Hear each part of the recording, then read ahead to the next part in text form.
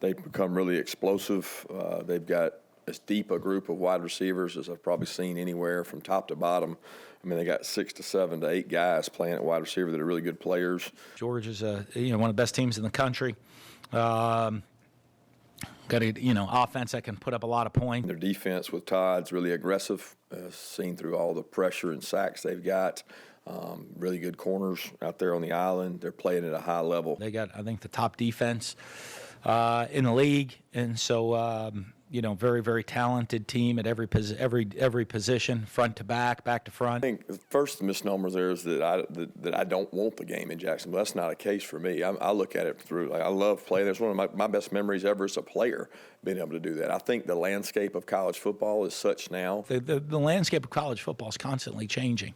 When you play these other teams that we're playing out in the future, you got a home and home, so you got one less home game. The team that you used to buy to come play you, you're going to have one less home game. So now with us, every other year, it may be 2 less. So it makes it tougher in that perspective. And so, I think, right now over the next couple of years, it's beneficial for that. And then we'll see as it continues to move forward if that remains the case. But I also think the financial significance of this game and also the historical significance of this game weighed in the factors, and the administration felt like that was the best thing to do, and I'm 100% on board with it. Yeah, it's been there since 1933, except for twice.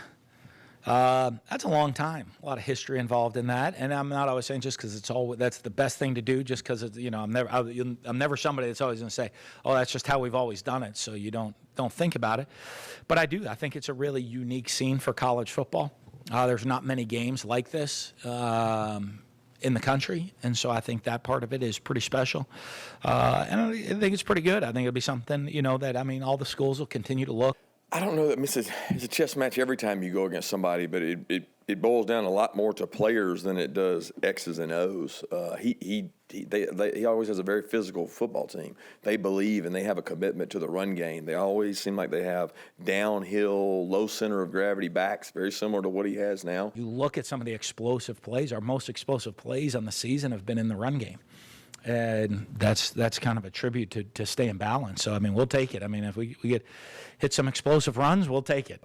He's gotten the confidence of the receivers. He does a great job managing games. If you watch him, he gets them into the right plays. He makes good decisions. He has the ability to ball, when he came in the game not Kentucky, force a ball right away. and maneuver and keep alive in the pocket to extend plays. To the rest of their team because he also has the ability to kind of you see him take off and run, and he can extend plays with his feet or make plays with his feet.